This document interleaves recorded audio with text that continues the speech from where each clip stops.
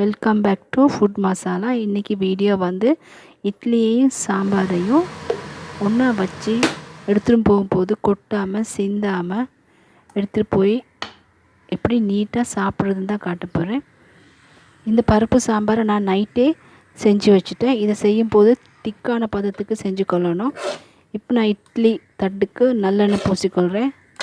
இப்போ இட்லி மாவு கலவையை 1 டேபிள் ஸ்பூன் மாதிரி ஊற்றிக்கொள்ளணும். இட்லி மாவுக்கு நைட்டே உப்பெல்லாம் போட்டு புளிக்க வச்சுட்டேன். இந்த மாதிரி சாம்பாரை போட்டுக்கொள்ளணும்.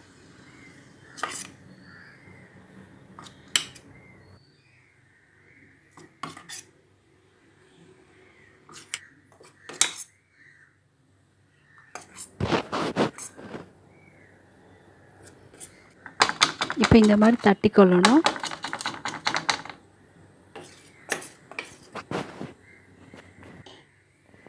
இப்போ இதுக்கு மேலே இட்லி மாவை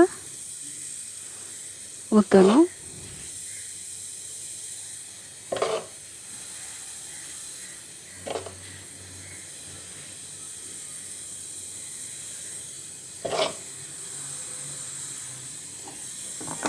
ஊற்றின பிறகு இந்த மாதிரி தட்டிக்கொள்ளணும். தட்டிக்கொள்றதுனால எல்லாம் சரியாக செட் ஆகிரும்.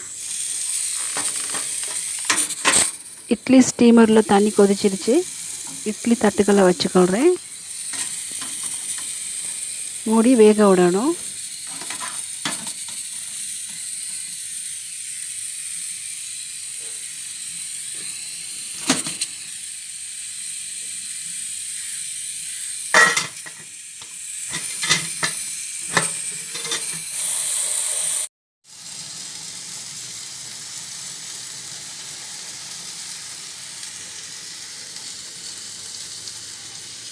நாங்கள் செக் பண்ணி பார்ப்போம். இட்லி வெந்துருச்சு. இப்போ நாங்கள் வெளியே எடுத்துக்கொள்வோம்.